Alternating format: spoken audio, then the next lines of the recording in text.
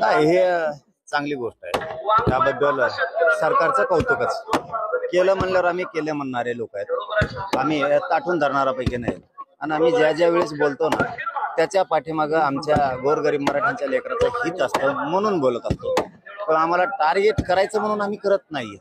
तुम्ही जाणून बुजून वेळ लावताय म्हणून. आणि आम्ही गप का बसलो 2-4 दिवस, त्याचंही कारण आज मीडियाच्या बांधवाच्या समोर सांगतो की नामदार आपले उदयजी सामंत साहेबांचं स्टेटमेंट होतं की जरांगे पाटील माझे मित्र आहेत आणि त्यांनी थोडं संयम धरावा.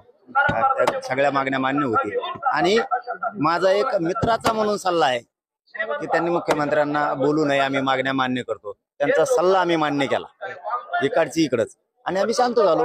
म्हणजे आम्ही सन्मान आणि सहकार्य सरकारला करतो हे ओळखून घेतलं पाहिजे. पण शेवटी काय असतं बघा, लेकराचं हित माझ्यासाठी लय महत्वाचं म्हणून मी तो विषय बोलतो. आता काल त्यांनी आपल्या पूर्ण मागण्या 8 याला आपण साक्षीदार, त्यातल्या 4 तात्काळ मंजुरी देतो म्हणून सांगितलं होतं. त्या 4 पैकी सुद्धा 2 केल्या. म्हणजे एक माननीय शिंदे साहेबाची समिती त्यांनी आता तिला मुदत वाढ दिली.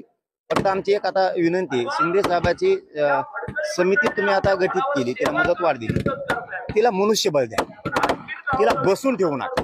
नुसते मुदत वाढ देऊन उपयोग नाही. आता ती जिल्ह्यात महाराष्ट्रभर गेली पाहिजे, तिने नोंदी शोधल्या पाहिजे. सगळ्यात महत्वाचं दुसरं कक्ष दिले पाहिजे, मनुष्यबळ तातडीनं दिलं पाहिजे, त्यांना निधी कमी पडता कामा नये आणि सगळ्या व्हॅलिडिटी झाल्या पाहिजेत.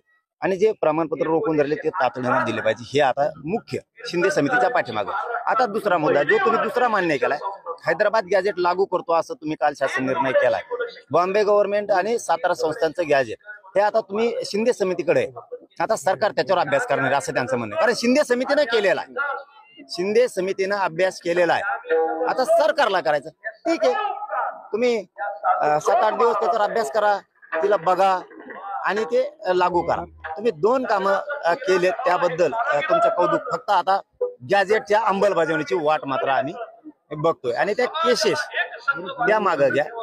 बलिदान गेलेल्या कुटुंबांचे विषय त्याच्यात घेतलेले आहेत आपण, त्यांचे निधी आणि नोकऱ्या गेलेल्या नाहीत. ज्या 4 मागण्या त्या दिवशी ठरल्या त्या तुम्ही आता तातडीनं लागू करा. पाटील,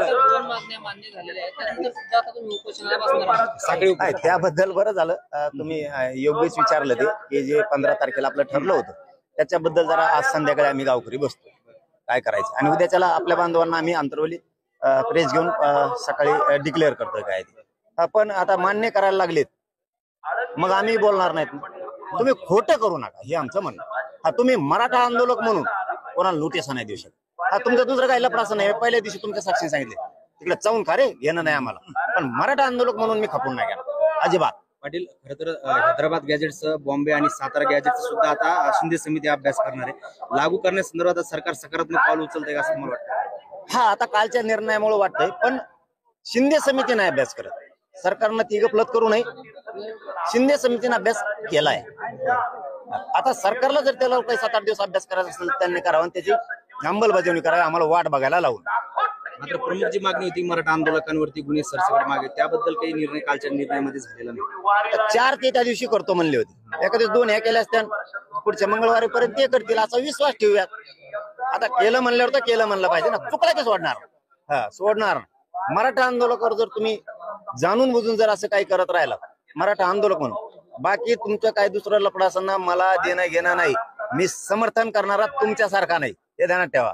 चुकीचं समर्थन मनोज जरांगे करत नसतो, कधीच मोर्चे काढीत नसतो, रास्ता रोको करीत नसतो, पाठबळ देत नसतो, चुकीला कधीच समर्थन देणार नाही. पण मराठा आंदोलकांवर तुम्ही जर आता गुन्हे मागे घेऊन मानता आणि काही काढत राहता तर ते खपवून घेणार नाही. आता वाट बघतोय आम्ही राहिलेल्या मागणीची अंमलबजावणी आणि गॅजेटची अंमलबजावणी. मला वाटतं पुढच्या आठवड्यापर्यंत करतील आणि त्यांनी ते करावी. कारण 4 विषय ठरलेले ते तातडीने आता मार्गावर, तातडीचा अर्थ लगेच. 15 फेब्रुवारीच्या सकाळी उपोषणानंतर उद्या निर्णय जाहीर करणार. हा, आता पत्रकार बांधवांना उद्या आम्ही बोलून अंतरवालीला प्रेस घेऊन कळवतो, तर आम्ही रात्री चर्चा करतो, रात्री त्याच्यावरती चर्चा करतो. पण केलं म्हणल्यावर आम्ही कौतुक करणार आहे. हा, चुकलं की सोडणार नाही. आमची काय तुमच्याशी दुश्मनी नाही, सरकारशी नाही, फडणवीसशी नाही.